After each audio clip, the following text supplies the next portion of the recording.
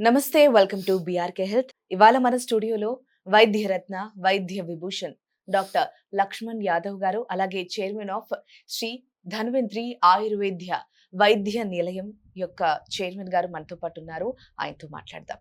నమస్కారం సార్. నమస్తే madam. Sir, ఈ మధ్య షుగర్ వ్యాధి అంటే డయాబెటిస్ తో చాలా మంది బాధపడుతున్నారు. అలాంటి వాళ్ళు రాకుండా ఉండడానికి, వచ్చిన వాళ్ళకి మెరుగుపడే విధంగా ఎటువంటి రెమెడీస్ ఫాలో అయితే బాగుంటుందో తెలియజేయండి. Okay madam. సో బేసికల్‌గా ఈ డయాబెటిస్ అంటే ఏందనేది మనం ఫస్ట్ గమనిద్దాం మేడం. ఆయుర్వేదానుసారం ఏందంటే 20 రకాల ప్రమేహాలుంటాయి. అబ్బో!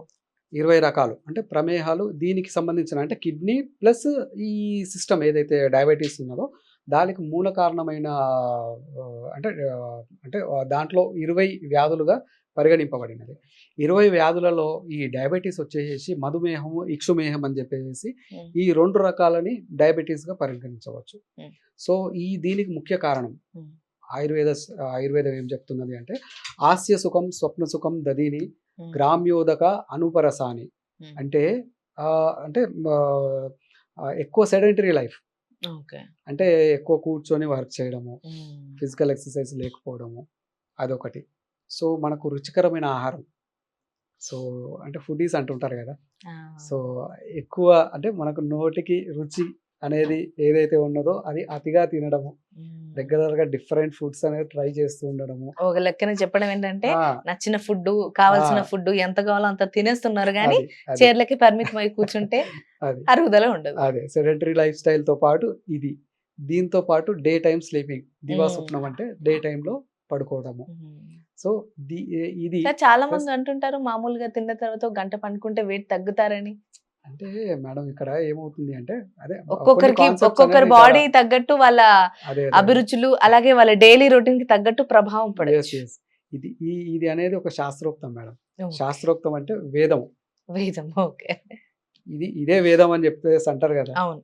అక్కడికే ఇంకా అది కంప్లీట్ అయిపోతుంది. అంతే. అక్కడ ఏం చెప్పారో అది చాలా ఫాలో రకాలుగా అవ్వాల్సిందే. చాలా ఎన్నో ఫ్యాక్టర్స్ దాన్ని ఇంక్లూడ్ చేసి వాళ్ళు స్టడీ చేసి దానిపైన రిసర్చ్ అయిపోయిన తర్వాత లాస్ట్‌కి ఇది చెప్పారనమాట. ఇది చేయకూడదు, ఇది హ్మ్. తినకూడదు హ్మ్. అని జెప్పేసి ఈ విధంగా ఉండాలి అని హ్మ్. జెప్పేసి చెప్తూ ఉంటారు. ఓకే. సో ఆయుర్వేదంలో బ్రహ్మే ముహూర్తే ఉత్తిష్ట అంటే ఉదయము 4 కల్లా లేసేసి, 5 కల్లా లేసి వ్యాయామము, ఎక్సర్‌సైజెస్ ఇవన్నీ చేసుకునేసేసి, కోష్టం అనేది క్లియర్ కాన్‌స్టిపేషన్ లేకుండా విరేచనానికెళ్ళేసేసి, చాలా తక్కువ ఆహారము. సూర్యోదయం ఎప్పుడైతే అవుతుందో ఆ టైంలో తినేసి మళ్ళీ సూర్యోదయం లోపే ఆహారం ముగించేస్తూ ఉంటామనమాట. హ్మ్.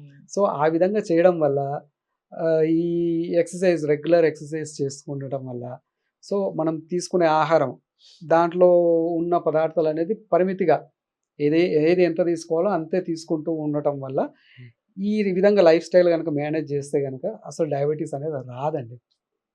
సో డయాబెటిస్ ఒకసారి వస్తే పోదా అనేది కూడా ఒకటి క్వెషన్ అవును ఉంటుంది. సార్. సో డయాబెటిస్ రివర్సల్ అయ్యే అవకాశం ఉన్నది. ఓకే. సో రివర్సల్ అవ్వటానికి కూడా అంటే నిర్ధన ప్రమేహి అంటారు. నిర్ధన ప్రమేహి అంటే వారి దగ్గర డబ్బుండదు. సో డబ్బు ఉండకపోతే ఏం చేయాలి? హ్మ్. దానికి వ్యాధికి చికిత్స ఎలా? హ్మ్. అంటే అప్పట్లో ఏం చేశారంటే భిక్షాటన చేయండి అని చెప్పేస్తుంటారు. హ్మ్. భిక్షాటన అంటే ఏదో దాన్ని కించపరచడం అనేది కాదు. అంటే కడుపు ఖాళీ పెట్టుకునేసేసి తిరగాలి. హ్మ్.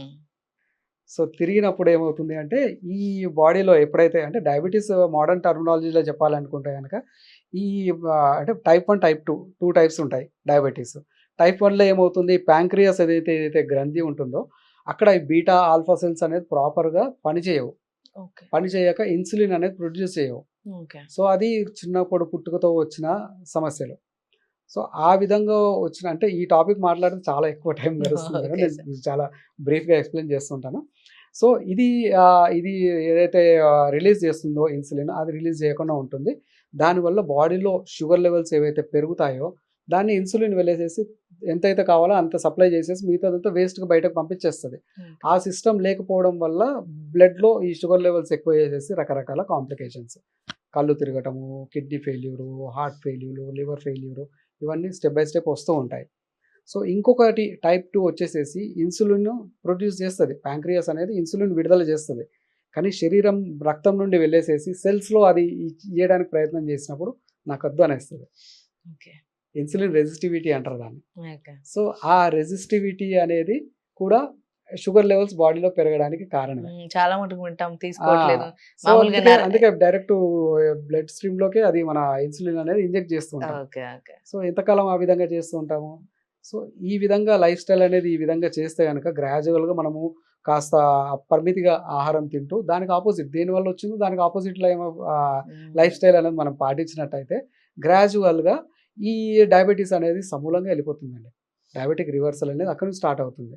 అంతేగాని మనం ఇన్సులిన్ వచ్చింది అని గాని, చెప్పి డోసెస్ ఇంకా గాని టెన్షన్ ఇంకా పడుతూ ఉంటే ఇంకా పెరుగుతుంది. ఎక్కువవుతది. హ్మ్. ఎక్కువవుతది. సో, ఒక స్టేజ్ ఎలా ఉంటుందంటే ఏం చేసినా గాని అది బ్యాలెన్స్ కాని పరిస్థితి అనేది ఉంటూ ఉంటుంది.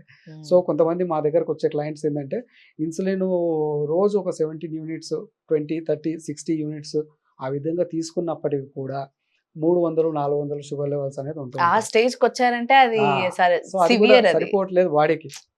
సో, నేను కూర్చొనే ఉంటాను. నేను అన్నీ తీసుకుంటా అంటే కుదరదది. సో, లైఫ్ స్టైల్ అనేది ఈ విధంగా మార్చుకుంటూ ఆయుర్వేదంలో చాలా చాలా అద్భుతమైన ఔషధాలు. హ్మ్. అద్భుతం అంటే చాలా అద్భుతమైన ఔషధాలు.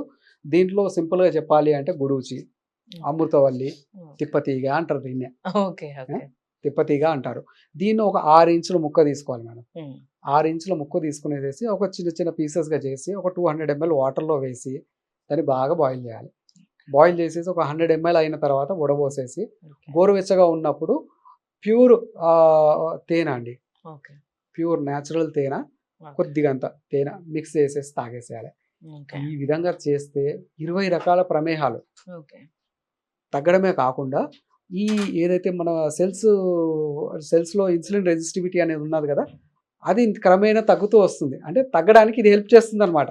ఓకే. మన లైఫ్ స్టైల్‌తో పాటు ఇది తీసుకోవడం వల్ల హ్మ్. ఆ నేచర్ అనేది వెళ్ళిపోయేసేసి ఇన్సులిన్ రెసిస్టివిటీ అనేది తగ్గి ఏదైతే ప్యాంక్రియాస్ ఇన్సులిన్ ప్రొడ్యూస్ చేస్తుందో అది తీసుకునేటట్టు చేస్తుంది బాడీని. ఓకే. సో, దానికి ఈ విధంగా ఇదొకటి ఉపయోగపడుతుంది. హ్మ్. దాంతో పాటు కిడ్నీ హెల్త్ కూడా మేనేజ్ చేస్తుంది ఇది.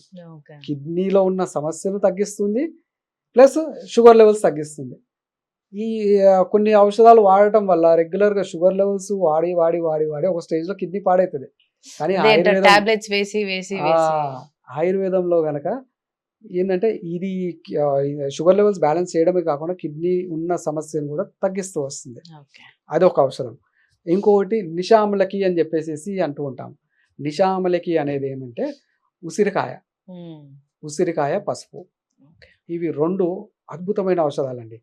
సో, ఇదేం చేస్తుంది అంటే ఉసిరికాయ ఒక 20 ఎంఎల్ రసం తీసుకోవాలి. అంటే చిన్న చిన్న పీసెస్‌గా చేసి కొద్దిగంత వాటర్ ఏసేసి 20 ఎంఎల్ దాన్ని జ్యూస్ చేసేసి దాంట్లో ఒక ఒక 3-5 గ్రామ్స్ శరీర తత్వాన్ని బట్టి 3-5 గ్రామ్స్ పసుపు నీళ్ళతో నూరేసేసి కల్కం అంటామనమాట.